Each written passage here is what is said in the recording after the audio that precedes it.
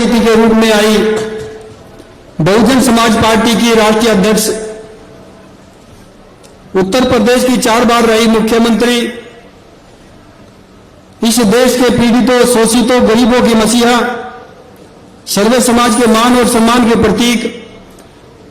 आदरणीय बहन कुमारी माइती जी को निवेदन पूर्वक आग्रह करता हूं कि आए और जिस को संबोधित करने का काम करें।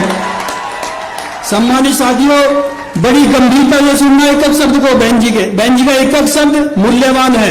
बड़ी गंभीरता से सुनना। कोई भी व्यक्ति बहन जी के भाषण खत्म होने से पहले कुर्सी नहीं छोड़ेगा। शांति से सुनना, गंभीरता से मन सब।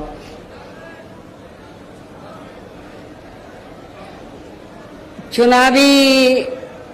जनसभा में इकट्ठा हुए बहुजन समाज पार्टी व भारतीय राष्ट्रीय लोकदल के बने इस गठबंधन के सभी छोटे बड़े पदाधिकारी,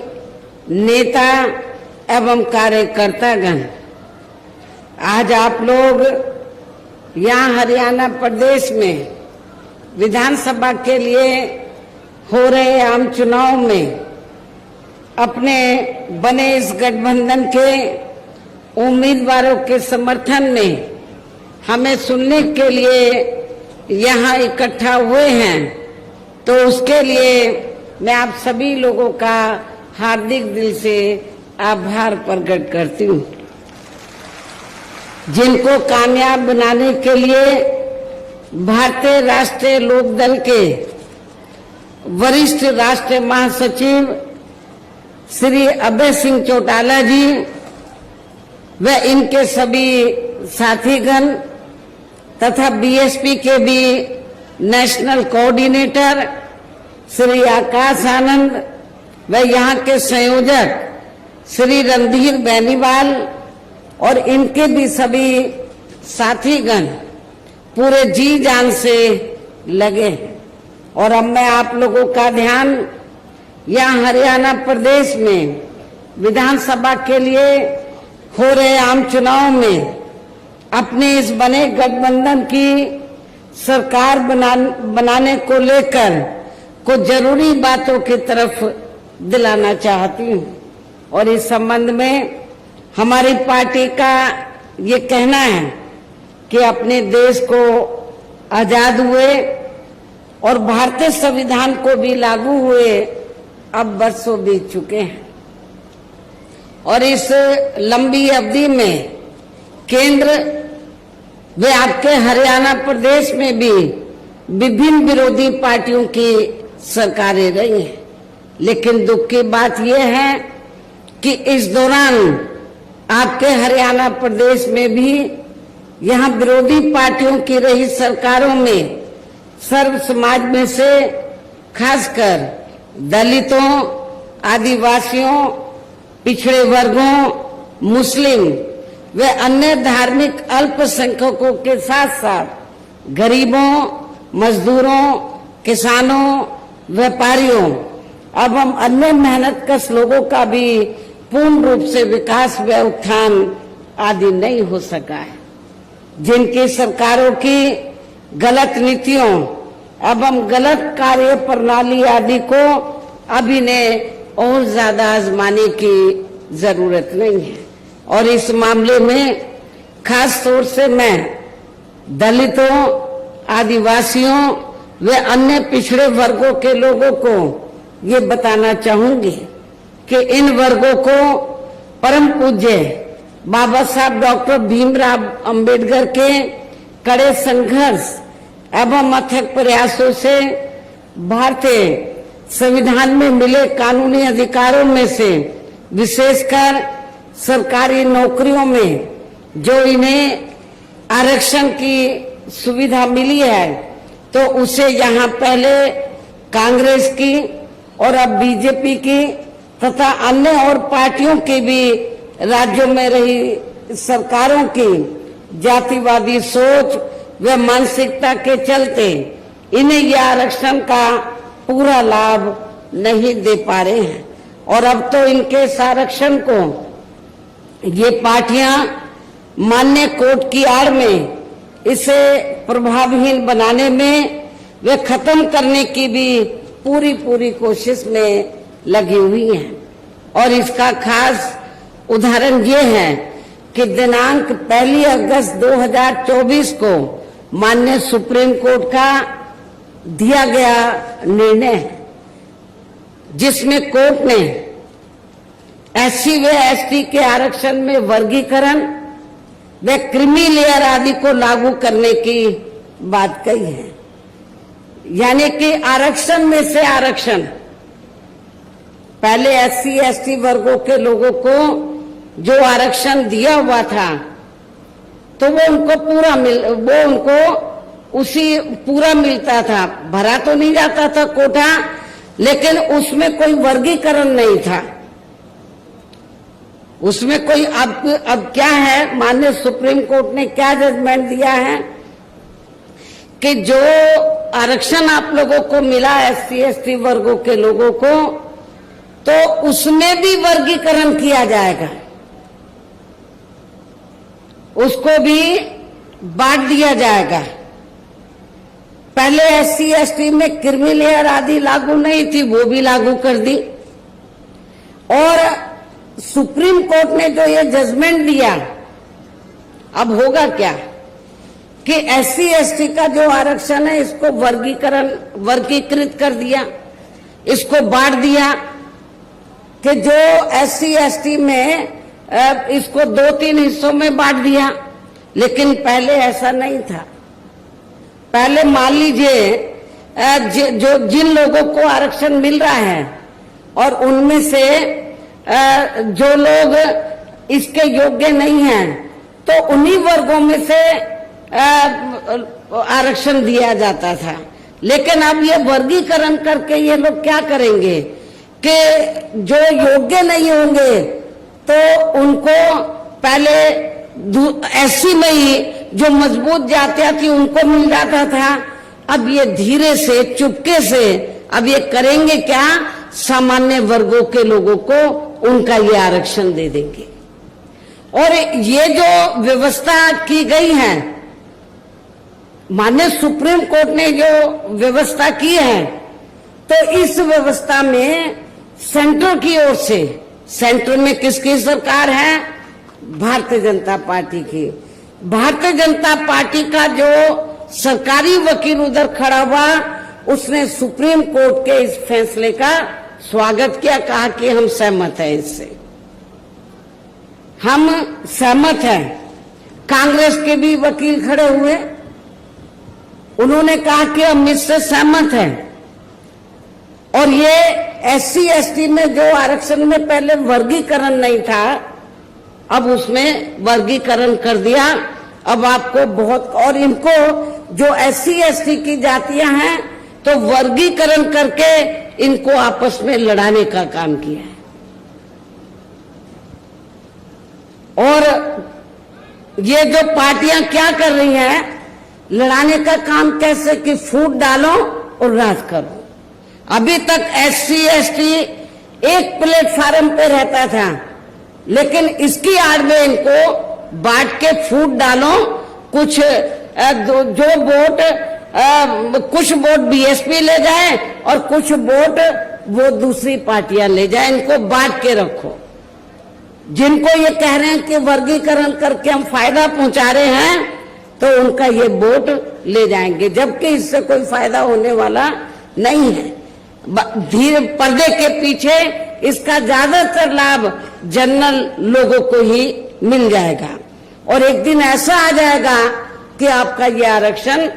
प्रभावहीन बन जाएगा, ना के बराबर रह जाएगा, खत्म हो जाएगा। और यदि इन वर्गों के आरक्षण के मामले में केंद्र की वर्तमान भाजपा सरकार की भी नीति व नीयत साफ होती, तो फिर ये सरकार माननीय सुप्रीम कोर्ट के आरक्षण को लेकर आए इस निर्णय को बिना कोई देरी किए हुए उसे निष्प्रभावी बनाने व पूर्व की स्थिति में लाने के लिए संसद का विशेष सत्र बुलाकर फिर संवैधानिक संशोधन विधेयक जरूर लाती और उसे विपक्ष को साथ में लेकर पास भी जरूर कराती, और इतना ही नहीं बल्कि इसके लिए कांग्रेस व इनके इंडिया गठबंधन ने अभी तक भी केंद्र सरकार पर कोई दबाव नहीं बनाया है, और ऐसा करना तो बहुत दूर की बात रही, बल्कि इन्होंने माननीय सुप्रीम कोर्ट के इस निर्णय पर अभी तक कुछ भी खुलकर नहीं बोला है। ना बीजेपी ने, ना कांग्रेस ने, ना अन्य पार्टियों ने कुछ भी खुलकर नहीं बोला है। और इस मामले में केंद्र की भाजपा सरकार व अधिकांश सभी विरोधी पार्टियां अभी तक भी चुप्पी साधे हुए हैं। यहां मैं ये भी बता देना चाहती हूं कि माननीय कोर्ट ने SC/ST आरक्षण में वर्गीकरण करने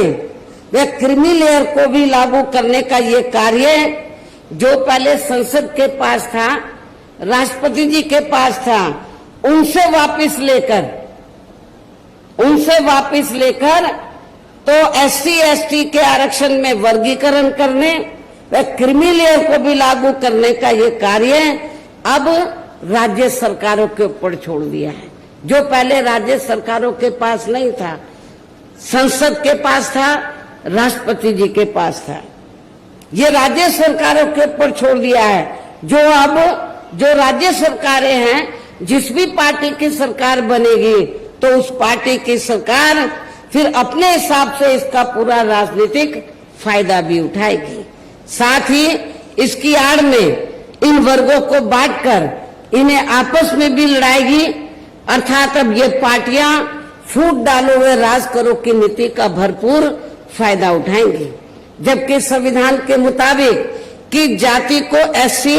व ST की सूची में शामिल करना है या नहीं करना है,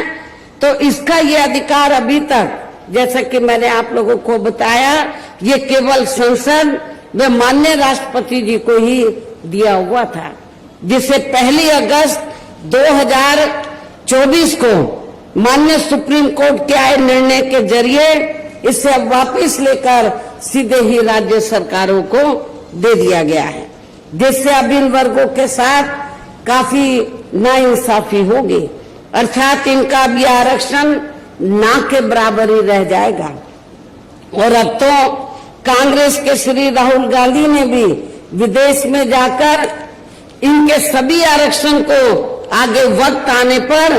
खत्म करने का भी ऐलान कर दिया है। इसलिए इन वर्गों के लोगों को बाबा साहब डॉक्टर भीमराव अंबेडकर द्वारा जो इन्हें आरक्षण का ये संवैधानिक अधिकार मिला है, तो इसे बचाने के लिए अब यहाँ हरियाणा प्रदेश में हो रहे विधानसभा चुनाव में इन वर्गों को, ऐसी सभी आरक्षण विरोधी पार्टियों को अपना कतई भी वोट नहीं देना है। जो ये पार्टियां माननीय सुप्रीम कोर्ट के आए इस निर्णय को बिल्कुल भी बदलने के लिए तैयार नजर नहीं आती हैं, अर्थात इस मामले में केवल ये पार्टियां इन वर्गों को गुमराह करने में ही लगी हुई हैं। ऐसी स्थिति में अब इन वर्गों को यहाँ विधानसभा के लिए हो रहे आम चुनाव में अपने बने इस गठबंधन की ही सरकार बनाकर इसे लागू होने से, यहाँ के हरियाणा प्रदेश में इसे लागू होने से तब तक लटका कर वे रोक कर रखना है जब तक केंद्र व विपक्ष द्वारा इस निर्णय को संवैधानिक संशोधन के जरिए खत्म करके इसे पुरानी स्थिति में बहाल नहीं कर दिया जाता है। इसलिए ऐसी स्थिति में अब आप लोगों को एक तरफा अपना वोट केवल BSP या इन्हें लोग के बने अपने इस गठबंधन को ही देना है, ताकि सत्ता में आकर यहाँ आपके स्टेट में माननीय सुप्रीम कोर्ट के आए इस निर्णय पर कुछ हद तक अंकुश लगाया जा सके। हम इसको पास नहीं होने देंगे। हमारा गठबंधन की सरकार होगी तो उसको लटका के रखेंगे, और कब तक रखेंगे? जब तक हम पार्लियामेंट में संवैधानिक संशोधन लाने के लिए हम सेंट्रल गवर्नमेंट के ऊपर दबाव बनाएंगे, वो इसको पुरानी स्थिति में नहीं ले आती है, बहाल नहीं कर देती है। इतना ही नहीं बल्कि केंद्र व राज्यों में कांग्रेस, बीजेपी वे अन्य जातिवादी पार्टियों की रही सरकारों ने इनका आरक्षण का कोटा अभी तक भी पूरा नहीं किया है। आपके हरियाणा प्रदेश में भी यही स्थिति है। हर विभाग में सीटें खाली पड़ी, जिसे फिर अंत में किसी न किसी रूप में सामान्य वर्गों को ही दे दिया जाता है। पदोन्नति में आरक्षण को तो इन्होंने मान्य कोर्ट की आड़ में काफी हद तक खत्म कर दिया है। इसके साथ ही केंद्र व राज्यों की भी सरकारों द्वारा इन वर्गों के लोगों को प्राइवेट सेक्टर में आरक्षण दिए जाने की व्यवस्था किए बिना ही इनके ज्यादातर सरकारी कार्य अब यह प्राइवेट सेक्टर के जरिए ही देश के अधिकांश बड़े बड़े पूंजीपतियों व धन्ना सेठों आदि को ही दिए जा रहे हैं, जिसके कारण आपके यहाँ हरियाणा प्रदेश सहित पूरे देश में अब इन वर्गों के लोगों को आरक्षण का बहुत कम ही लाभ मिल पा रहा है। और इससे पूरे देश में दलितों व आदिवासियों के साथ साथ अन्य पिछड़े वर्गों को भी काफी ज्यादा नुकसान हो रहा है। जबकि अन्य पिछड़े वर्गों के लोगों को ये भी मालूम होना चाहिए कि इन्हें मंडल कमीशन की रिपोर्ट के तहत आरक्षण की सुविधा केंद्र में कांग्रेस पार्टी की रही सरकार में नहीं बल्कि बीएसपी के कड़े संघर्ष एवं अथक प्रयासों से केंद्र में रही श्री बीपी सिंह के सरकार में ही मिली है, जिसका भी अब यहाँ जातिवादी विरोधी पार्टियों की चल रही सरकारें इन्हें पूरा लाभ नहीं दे पा रही हैं। इसके साथ ही श्री बीपी सिंह की सरकार में ही इन वर्गों के मसीहा परम पूज्य बाबा साहब डॉक्टर भीमराव अंबेडकर को भी यहाँ भारत रत्न की उपाधि से सम्मानित किया गया है, जिसके लिए वो हर प्रकार से पात्र भी थे। जबकि इन्हें ये सम्मान इनके जीते जी केंद्र में रही कांग्रेस पार्टी की सरकार में ही बहुत पहले मिल जाना चाहिए था। लेकिन इस पार्टी की यानी कि कांग्रेस पार्टी की सरकार ने बाबा साहब डॉक्टर अंबेडकर के देहांत के बाद भी इन्हें काफी वर्षों तक इन्हें ये सम्मान नहीं दिया। इससे इन वर्गों के प्रति इस कांग्रेस पार्टी की हीन व जातिवादी मानसिकता साफ झलकती है। इतना ही नहीं बल्कि इनके कार्यों को आगे बढ़ाने वाले वे हर मामले में समर्पित रहे व्यक्तित्व मान्यवर श्री कांशीराम जी के देहांत होने पर उस समय केंद्र में रही इसी कांग्रेस पार्टी की सरकार ने इनके सम्मान में एक दिन का भी राष्ट्रीय शोक घोषित नहीं किया था। इसके साथ ही इन वर्गों के लोगों को जुर्म जाति से निजात दिलाने के लिए जो भी यहाँ नियम व कानून आदि बने हैं तो उन पर भी केंद्र व राज्यों की सरकारें सही से अमल नहीं कर पा रही हैं, जिससे अब यह खासकर दलितों आदिवासियों व अन्य पिछड़े वर्गों के ऊपर शोषण करने वाले लोगों का मनोबल और भी ज्यादा बढ़ रहा है। और ये सब हमें यहाँ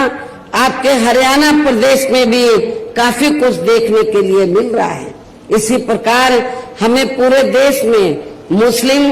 व अन्य अखिलेश समाज के लोगों की भी अधिकांश मामलों में हालत कोई खास अच्छी नजर नहीं आती है। इनके साथ साथ अपर कास्ट समाज व जाट समाज में भी खासकर गरीब लोगों की आर्थिक स्थिति अभी भी यहाँ आपके प्रदेश सहित पूरे देश में काफी ज्यादा खराब व दयनीय ही बनी हुई है। इनके अलावा आपके हरियाणा प्रदेश सहित पूरे देश में सर्व समाज में से विशेषकर यहाँ गरीब, मजदूर, किसान, कर्मचारी, छोटा व्यापारी एवं अन्य मेहनतकश लोग भी अपनी विभिन्न समस्याओं को लेकर अभी भी हमें काफी ज्यादा दुखी ही नजर आते हैं। और इनमें भी किसान वर्ग तो केंद्र में अभी तक की रही सभी सरकारों द्वारा बनाई गई उनकी गलत नीतियों के कारण अब काफी ज्यादा परेशान व दुखी भी रहा है और अभी भी है। लेकिन इन सब की मुख्य वजह हमारी पार्टी केंद्र में व आपके हरियाणा प्रदेश में भी यहाँ अब तक की रही अधिकांश विरोधी पार्टियों की सरकारों की गरीब व किसान विरोधी तथा इनकी जातिवादी, पूंजीवादी व संकीर्ण मानसिकता के तहत बनाई गई उनकी गलत नीतियों एवं गलत कार्य प्रणाली को ही काफी हद तक जिम्मेवार मानकर चलती है। और इस मामले में खासकर इनकी गलत आर्थिक नीतियों के वजह से ही आए दिन यहाँ पूरे देश में गरीबी, बेरोजगारी व महंगाई आदि भी काफी ज्यादा बढ़ रही है, जिससे आम जनता काफी ज्यादा परेशान व दुखी भी है। इसके साथ साथ अभी भी अपने देश में भ्रष्टाचार हर स्तर पर काफी ज्यादा फैला हुआ है, जिससे आपका खुद का अपना हरियाणा प्रदेश भी अछूता नहीं रहा है। और इन सबका मुख्य कारण हमारी पार्टी आजादी के बाद से लेकर अभी तक केंद्र व देश के अधिकांश राज्यों में तथा आपके खुद के अपने हरियाणा प्रदेश में भी ज्यादातर सत्ता यहाँ खासकर पूंजीवादी पार्टियों के हाथों में ही आने को मानकर चलती है, जिसके कारण ही अब पूरे देश में वे आपके खुद के अपने प्रदेश में भी अभी भी हमें यहाँ सर्व समाज के लोग अधिकांश मामलों में काफी ज्यादा दुखी व परेशान ही नजर आते हैं, जबकि पूरे देश में बहुजन समाज पार्टी